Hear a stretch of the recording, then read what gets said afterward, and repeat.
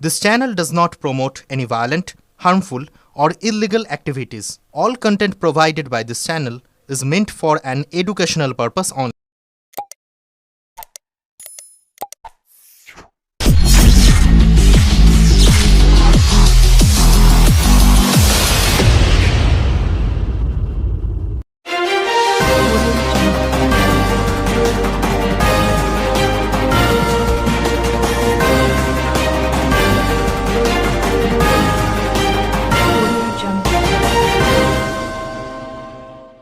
রাজনৈতিকভাবে দিলীপ ঘোষের বিরোধী আমি, ব্যক্তি দিলীপ ঘোষের প্রতি আমি দুর্বল, বললেন তৃণমূল বিধায়ক।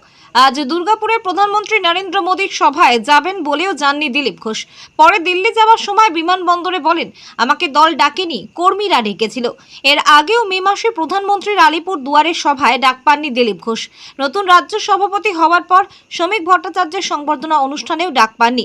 পরে গিয়ে যদিও শ্রমিকের সঙ্গে দেখা করে সৌজন্য বিনিময় করেন।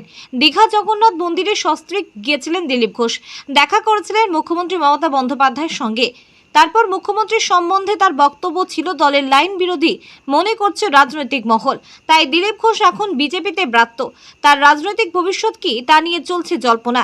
21শে জুলাই তৃণমূলের ধর্মতলা সভায় তাকে দেখা যেতে পারে এমন জল্পনাও চলছে।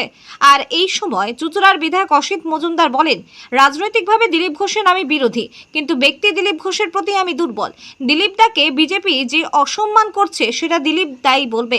বাংলার মানুষ বিজেপিকে দেখছে যত চোর চিটিংবাজের আখড়া, যারা বিজেপিকে শক্তিশালী করলো বাংলায় তারা।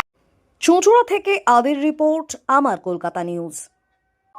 দেখুন, আমি রাজনীতিগতভাবে দিলীপ দার অ্যান্টি, কিন্তু ব্যক্তি দিলীপ ঘোষ সম্বন্ধে আমি দুর্বল।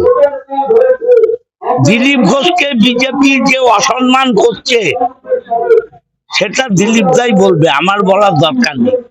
তবে বাংলার মানুষ বিজেপিকে দেখছে তো, যত চোর চিটিংবাজের আড্ডা, যারা বিজেপিকে শক্তিশালী করলো বাংলায়, তারা আজকে ঘরের বাইরে।